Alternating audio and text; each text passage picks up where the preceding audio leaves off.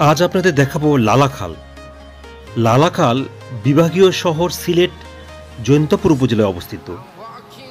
সিলেট থেকে প্রায় ৩৫ কিলোমিটার দূরত্বে অবস্থিত এই লালাখাল ভারতের চেরাপুঞ্জি পাহাড় থেকে উৎপন্ন হয়ে বাংলাদেশে প্রবেশ করেছে। আপনারা ভিডিওতে লালাখাল দেখছেন।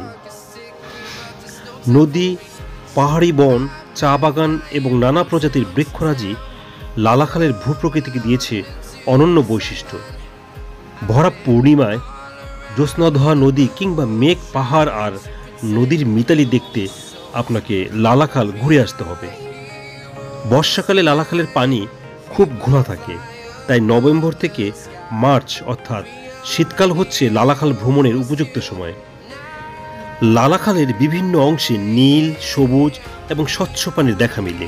চাইলে তামাবিল অংশের স্বচ্ছ পানির সারি নদীর উপর দিয়ে স্পিডবোট বা নৌকায় লালাখালে যেতে পারেন। ৪৫ মিনিটের এই যাত্রা আপনাকে লালাখালের সৌন্দর্য বাকরুদ্ধ করে রাখবে। সন্ধ্যার পর নদীতে নৌকা থাকে না, তাই সন্ধ্যার মধ্যে ফিরে যাওয়া উত্তম।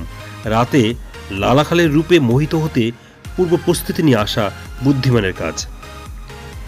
আপনারা ভিডিওতে লালাখালের সৌন্দর্য দেখছেন। লালাখাল সিলেটের জৈন্তাপুর উপজেলায় একটি পর্যটন এলাকা এবং গুরুত্বপূর্ণ স্থান।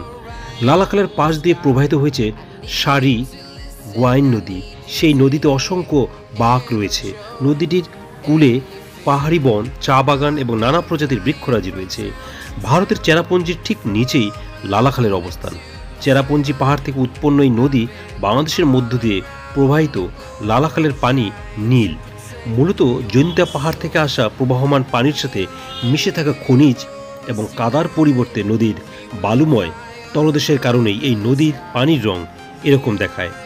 লালাখাল নদীতে অসংখ্য বাঁকের দেখা মেলে।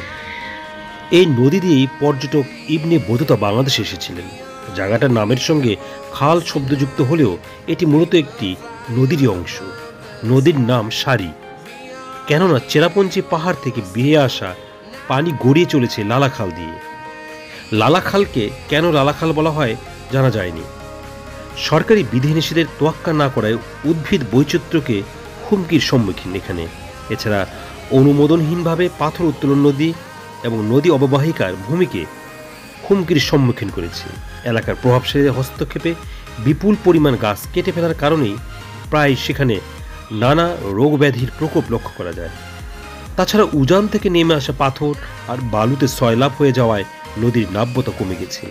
ফলে হঠাৎই উজান থেকে নেমে আসা ঢলে ক্ষতিগ্রস্ত হয় নিকটবর্তী অঞ্চলে মানুষের জীবন এবং জীবিকা। ঢাকা থেকে সিলেটে যেতে চাইলে ঢাকার গাবতলী এবং সায়দাবাদ বাস টার্মিনাল থেকে সিলেটের বাস ছেড়ে যায়। ফকিরাপুর, সায়দাবাদ ও মহাখালী বাস স্টেশন থেকে green line, Soudia, S Alam, Shyamoli ও এনা পরিবহনের এসি বাস যাতায়াত করে। সিলেট থেকে সহজে লালাখাল যেতে চাইলে সিএনজি মাইক্রোবাস